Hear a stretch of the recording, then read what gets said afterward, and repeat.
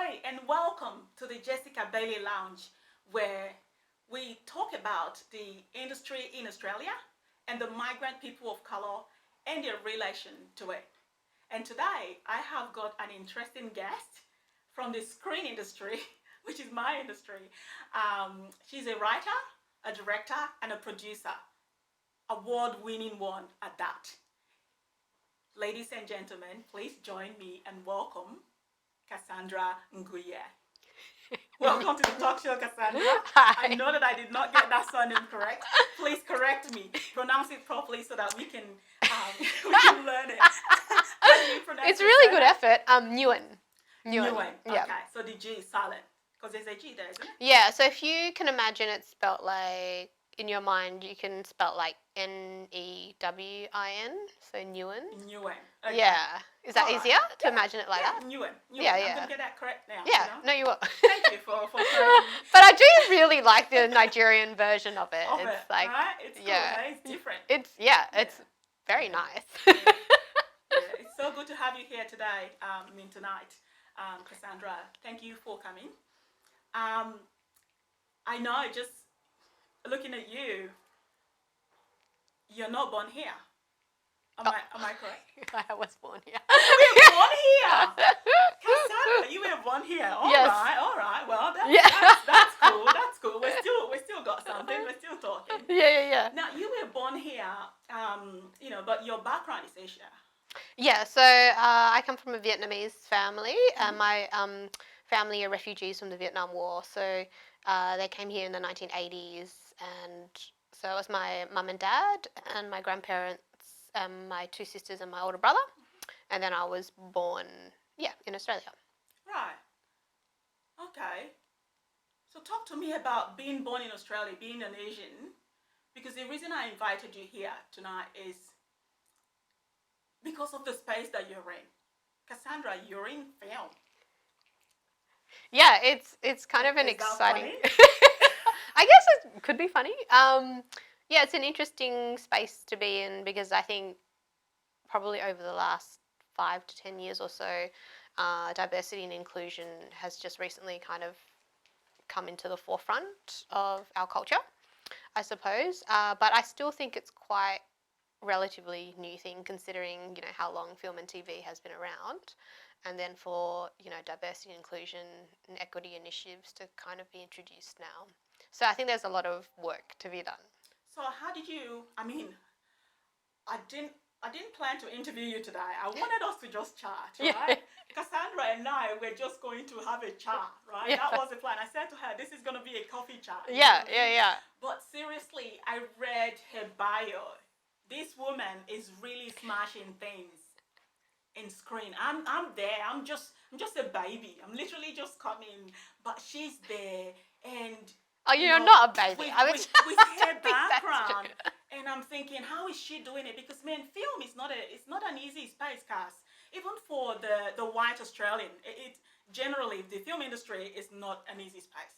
Now, being a person of color, how are you managing that? Obviously, there has been some barriers, and this show really is about the barriers that we face. This is actually what resorted to this talk show. It's about those barriers. I really want to hear how people navigate. So, how are you navigating through those barriers in film? And I'm so sorry that I'm interviewing you, but I have That's to. okay. That's okay. I think want it's you just to how it's going, right? The flow of things. I think for me, I think rest is actually really important. So in terms of, if you think you needed a break, because the industry is hard and it's hard on multiple levels. So I think it's important from time to time to take a step back actually, and rest and watch films, watch shows that you love, connect to community as well. Could have cut you there. Yeah, please go Taking ahead. you back. I want to hear about the challenges, the barriers that you actually face. You look at some of the things that you go, hang on, I think this happened because I'm a person of color. Yeah, That is sure. what I want to hear Sure. right now. Okay. Can you share? Well, I think for me, and I think we briefly emailed about this, but I think for a lot of women of color, we're not necessarily seen as directors.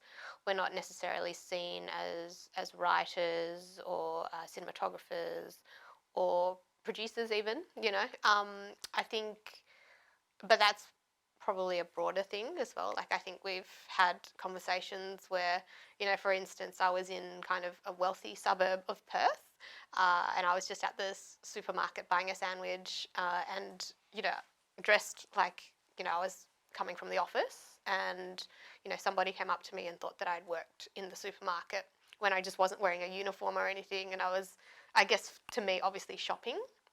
So I just think there's kind of subconscious things like that where people um, think that we're not necessarily in positions of leadership. Right. Yeah, so I think that is a big barrier in a lack of imagination. So it's the fact that people can't see us sometimes.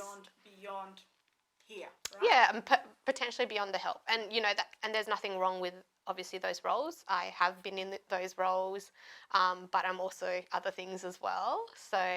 Um, so yeah, I think it's an issue with imagination. Like as a woman of color, I think that we could be anything.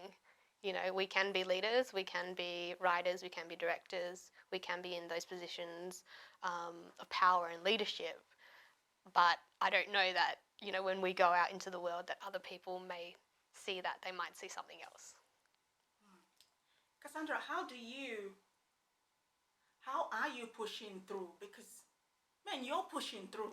Girl, you're smashing things. You've just been on and on and on and getting this award and winning that award. But also you, though, No, I'm just a Look baby. at this setup, Jessica. I just got into this industry, like, You did this, and your crew, right?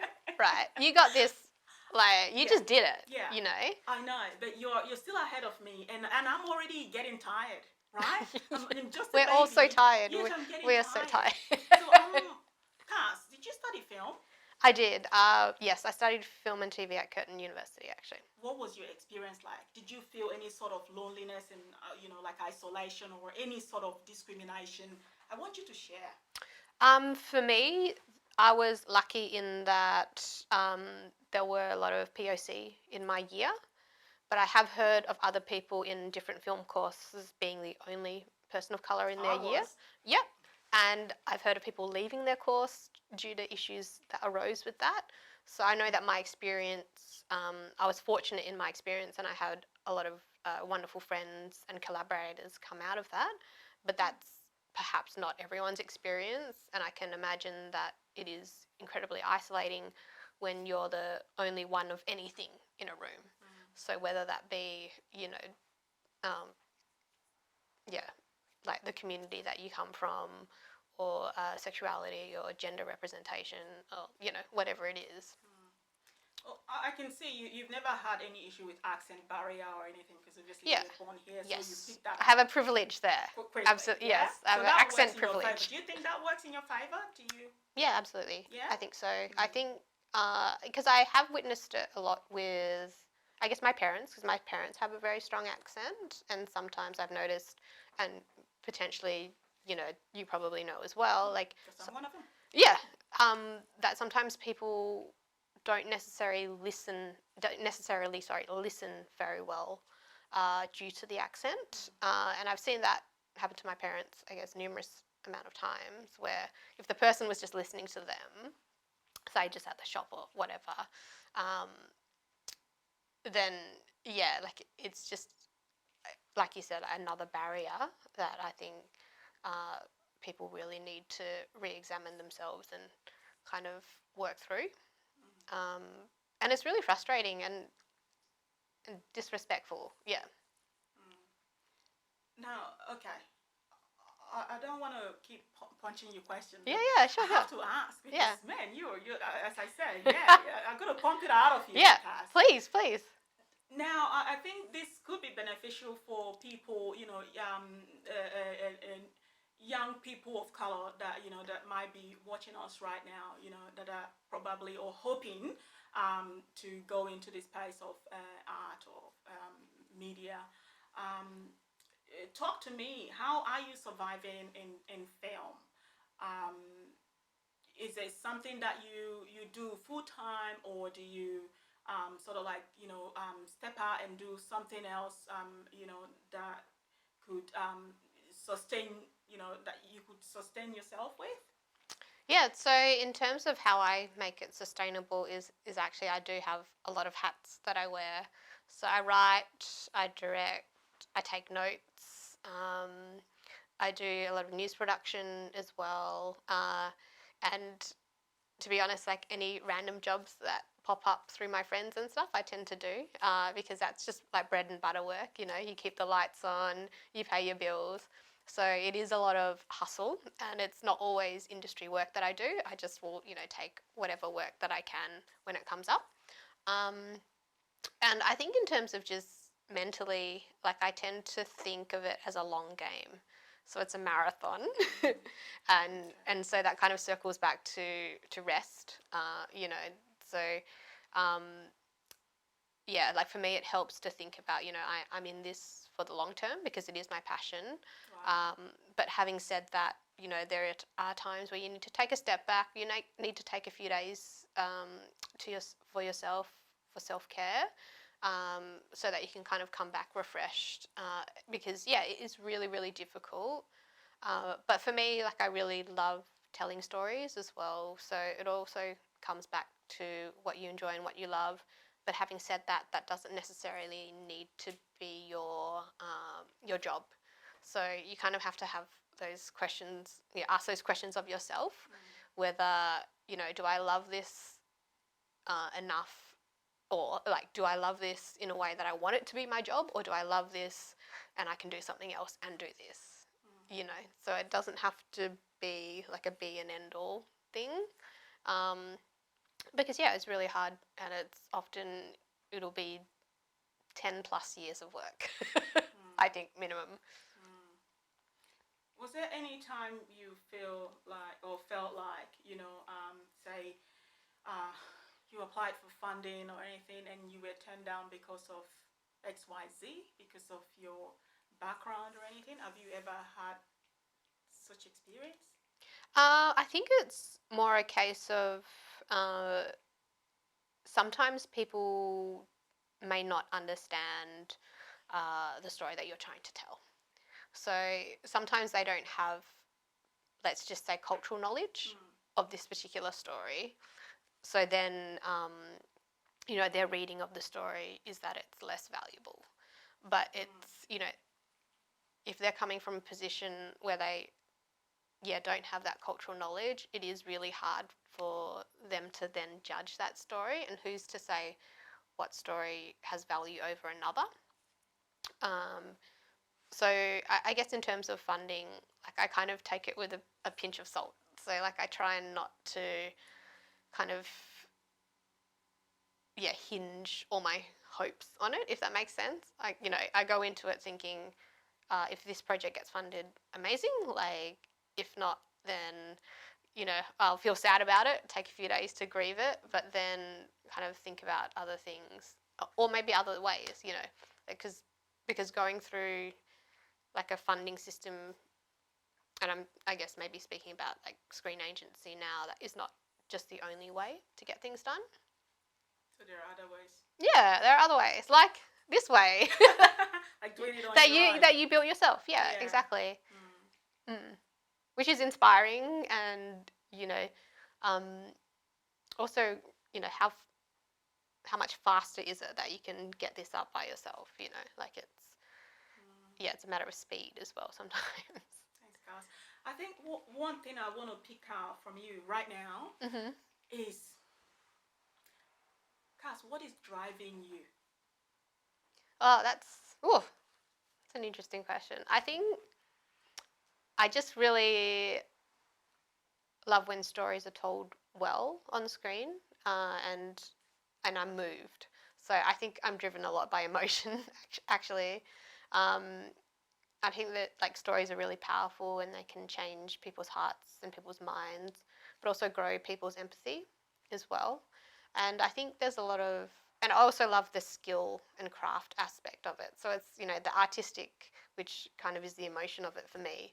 But then the craft of it is, the more technical aspects of storytelling and kind of the way it all intermingles is really interesting to me. And always when I watch something and I'm really moved by it, it feels like, wow, this is a miracle. I'm seeing a miracle happening on screen. Yeah. Right. Now that's really good. So if I am to tie it into a nutshell, be saying passion, isn't it? Yeah. It comes down to passion because that is your passion. Yes. Was there any time your parents, questioned your path? Oh, absolutely. I think my parents would have preferred that I either became a pharmacist or a doctor or a lawyer. So we're not alone. That's the same with the African parents. And Yeah. Well, even when I changed my course to film and TV, my parents were still sort of like, so when will you change back to something more, I guess what they considered more academic? Yes.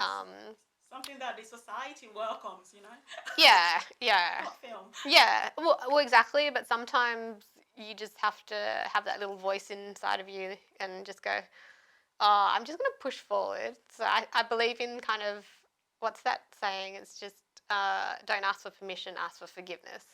Yeah. And so at least they supported you. So were they supported you despite. Yeah, eventually I think I just won them over, because you're like, well, I did this thing. And they're like, oh, okay, we understand what you're trying to do now. But that only came after I kind of made a film and, did all of that. So it was once again like a long game. Yeah. Yeah. I think the difference between our stories here is first Cass was born here, guys. So that works for her advantage, as you can see here from her accent. And then she also has got her parents here who supported her path. And some of us don't have that. Yes, totally. But at the end of the day, she still has a cultural a background. That didn't stop her. So that's really really great about your story, Cass. I think you are inspiring a lot of people, a lot of us here, including myself. Oh, but also likewise, you're incredibly inspiring. Thank you. That's myself that way. Anyway, no, own it. Yeah, I really hope that we have more people like yourself, because then our screen can start to grow in color, and obviously that is where do you think the industry is going on that? You think there is a push for us to for this change with diversity to happen? How fast do you think they're working on that? I can't really say how fast because I'm not sure, to be honest, because everything does feel a bit slower for me, only because, I would love for there to be more inclusive, storytelling on screen right now. So I'd love for it to be happening right now. But I think hopefully, I guess what I think about is, recently I went to see Wakanda Forever. So I wonder when Australia could be telling stories like that. I wonder when, we'd be able to firstly, I guess reach that level of representation on screen, but also behind camera as well. So, that's a film directed by Ryan Coogler. Not just director as well, producing. Yes, yeah, he produces. Yeah. Money. Yes, yeah. So, that's a big thing. Who owns the story, that's right? Well, we could go on with this particular one because it's where I'm at right now. Yeah. It's representing us, putting us on screen and behind. But I want to talk about the profit now, because I want to survive in film. Yeah. Don't just give me a peanut and say that I'm here's a peanut. Yeah. And then you put a black person in front and say, "Oh, we've represented color." Yeah. We could do better. I guess that's what I'm. Oh, absolutely. I 100% agree. And yeah, we have had those conversations, and it's about making sure that the people who are authoring the stories and the communities from which the stories are coming from are also being supported by that story being told. So yes, a big part of that is the profit, a big part of that is equity, but also resources as well. Like the storytellers should be supported. They should, you know, be able to have sustainable careers from the stories that they're telling from their communities. And how is that community being helped by this story being told? You know. Thanks, Cass, for sharing. Now, before I let you go, I would want you to give my audience, really good advice, when it comes to career and barriers, the barrier they face and where they're at in their journey with whatever profession. What will be, and this is your camera. Oh, okay. Like directly to Yeah, camera. Okay. just share Oh, from that's your interesting. heart. Interesting. Yeah. I guess I'd just like to say that please hang in there. I know it's really hard, but there are so many people looking up to you that you don't even know about yet, but they're seeing you out there telling your story, fighting the good fight, and just the effort doesn't go, I guess, underappreciated. That people really appreciate people telling their stories, making a difference, and yeah, despite the struggles, I think that in the grand scheme of things and in the big picture and in the long run, it's really for the good of entire communities. That's very beautiful, Thank Cass. you. Thank you. Thank you so much. I think you've really given us enough Okay, thank you. tonight. Was it too much? It was And too I much. really hope I really hope to bring you back again so we can keep up with you, like keeping up with the Kardashians. Oh, You know? Thanks, I Cass. wish. I wish. No, Yeah, thank you. thank you. Well, thank you guys for watching. I really hope that you've picked something out from today's chat. I'm going to be letting you guys go now. You stay well, stay bold, and stay brave. Right? I'll see you next time, guys. Ciao.